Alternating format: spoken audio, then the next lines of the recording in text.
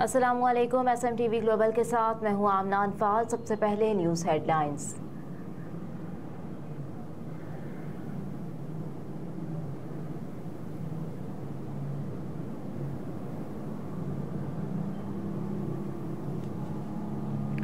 पंजाब में स्मोक के तदारुक के लिए हफ्ते में 2 रोज कोरोना तर्ज के लॉकडाउन की तजवीज़। ज़राए के मुताबिक सूबे में स्मोक में इजाफे की सबसे बड़ी वजह लाहौर में गैर मामूली ट्रैफिक है, जबकि फैक्ट्रियों का धुआं स्मोक में सिर्फ 7% इजाफे का मौजब बनता है। लिहाजा सूबे में स्मोक के तदारुक के लिए लॉकडाउन और नाकाबंदी की तजवीज़ पेश की गई है। ज़राए के मुताबिक तजवीज़ के पेश नज़र में पंजाब में पीर, मंगल और बुध को सबसे ज्यादा स्मोक होता है। लिहाजा निगरां पंजाब हुकूमत की जानिब से बुध को मुकम्मल शटडाउन, हत्ता के मार्केटें, स्कूल, कॉलेजेस और फैक्ट्रियां भी बंद करने का इम्कान है।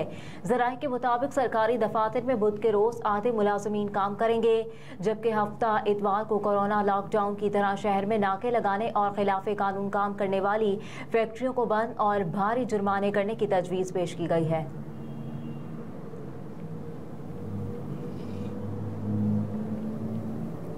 वतन वापसी के लिए नवाज शरीफ का सफर आज से शुरू होगा। नवाज शरीफ लंदन से पहले सऊदी अरब जाएंगे।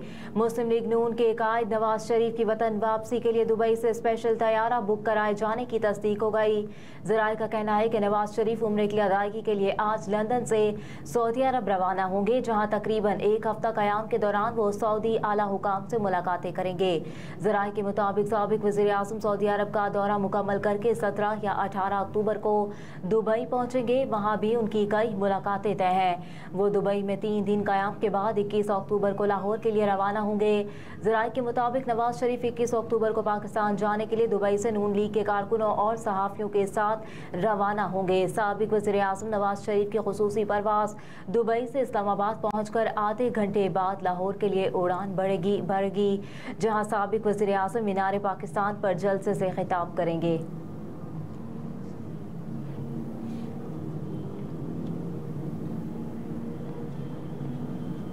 9 मई वाक़यात जहनसाजी का नतीजा थे। PTI मियांवाली के सदर का पार्टी छोड़ने का ऐलान।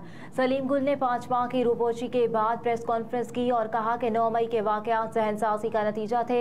ऐसे वाक़यात का खुमियाजा पार्टी को भुगतना पड़ा। एक मजबूत पार्टी बिल्कुल तबाह हो गई। मजीद कहा कि जर्मन तरीके इंसाफ को कुछ मफाद परस्त लोगों की तरफ से गुमराह किया गया। सलीम गुल ने कहा कि 9 मई के वाक़यात की मजम्मत और PTI छोड़ने का ऐलान करता हूँ।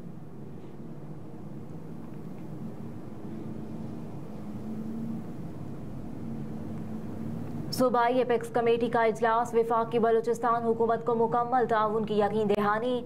निगरान वज़ीर आज़म अनवारुल हक काकड़ ने army chief general Asim Munir के हमरा कोयटा का दौरा किया और सूबाई एपेक्स कमेटी के इजलास में शिरकत की।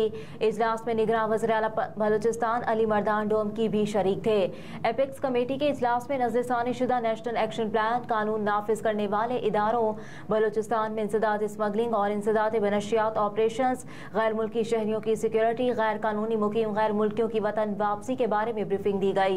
इजलास में गैर मुल्की करेंसी को रेगुलराइज कराने के इकदाम और बलूचिस्तान में सरमायाकारी की खुसूसी सहूलियाती कौंसिल के इकदाम पर पेशरफ्त से भी आगाह किया गया। वज़ीर आज़म ने बलूचिस्तान हुकूमत की जानिब से पेशरफ्त पर एतमाद का इजहार करते हुए वफाकी हुकूमत की पंजाब से मुकम्मल ताउन की यकीन दहानी कराई। इजलास से खिताब करते हुए army chief general Asim Munir ने इस बात पर रोशनी डाली कि फौज कानून नाफिज करने वाले इदारे और दीगर सरकारी महकमों के साथ मिलकर गैर कानूनी सरगर्मियों के खिलाफ कार्रवाइयों के लिए पूरी कुव्वत के साथ मुकम्मल ताउन फराहम करेगी, ताकि वसाइल की लूट मार और इन सरगर्मियों की वजह से मुल्क को होने वाले मुआशी नुकसानात को रोका जा सके।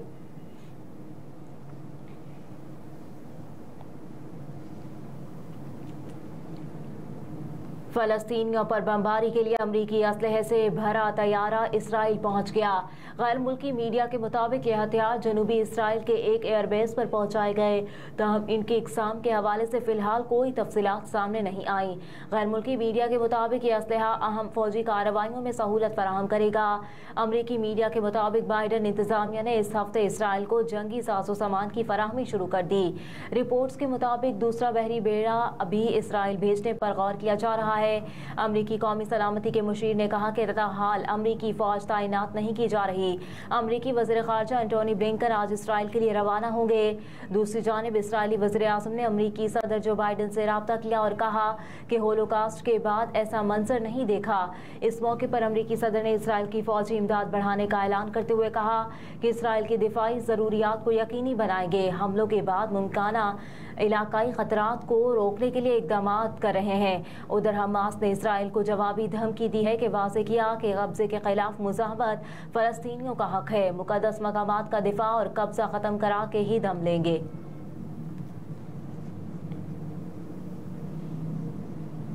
अमरीकी सदर ने एक बार फिर फ़लस्तीन पर बमबारी को इसराइल का हक और फ़र्ज करार दे दिया। अमरीकी सदर ने इसराइल को अपने साथ का यकीन दिलाते हुए कहा कि हमलों का जवाब देना इसराइल का हक और फ़र्ज है।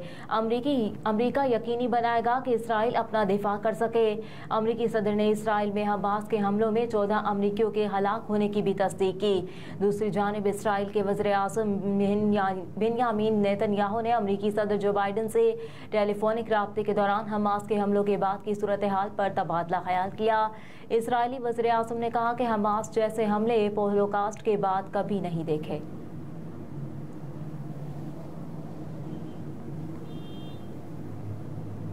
यूरोपीय यूनियन ने फ़लस्तीन की इमदाद रोकने का फैसला वापस ले लिया। हमास के हमले के फौरी बाद यूरोपीय यूनियन कमीशन की जानिब से फ़लस्तीन के लिए ये इमदाद बंद करने का ऐलान सामने आया था। यूरोपीय यूनियन ने अपने एक बयान में कहा कि फ़लस्तीनियों को मिलने वाली डेवलपमेंट इमदाद नहीं रोकी जा रही है। यूरोपीय यूनियन कमिश्नर ओलिवियर वाहिली की जानिब से फ़लस्तीनियों के लिए तमाम डेवलपमेंट इमदाद फौरी तौर पर रोकने के ऐलान के बाद यूरोपीय कमीशन ने अपने मुख्तसर बयान में कहा कि फ़लस्तीनियों को मिलने वाली इमदाद बंद नहीं की जा रही। अलबत्ता तमाम $729 मिलियन की इमदाद का जायजा लिया जाएगा कि इसका कहीं गलत इस्तेमाल तो नहीं हो रहा।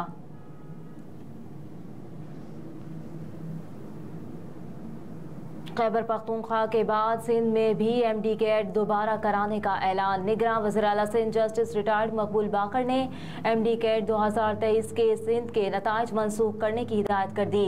तर्जुमान के मुताबिक निगरान वज़ीर आला सिंध ने सूबे में MD कैट दोबारा करवाने और डाउन यूनिवर्सिटी को MD कैट मुनक्किद करने की हिदायत की है। निगरान वज़ीर आला सिंध ने FIA को टेस्ट में बेज़ाब्तगियों की इंक्वायरी करने की हिदायत भी की। निगरान वज़ीर आला सिंध ने कहा कि MD कैट दोबारा मुनक्किद कराने की तारीख का ऐलान जल्द किया जाएगा।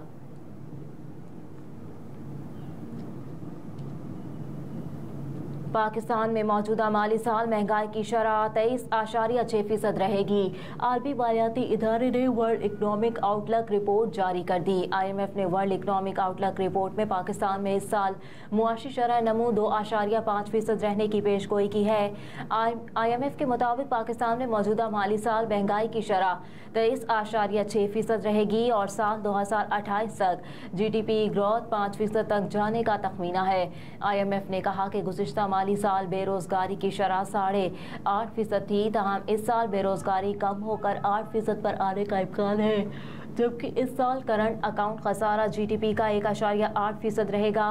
IMF रिपोर्ट में कहा गया कि आलमी सतह पर कोरोना वबा और रूस यूक्रेन जंग के असरात बरकरार हैं।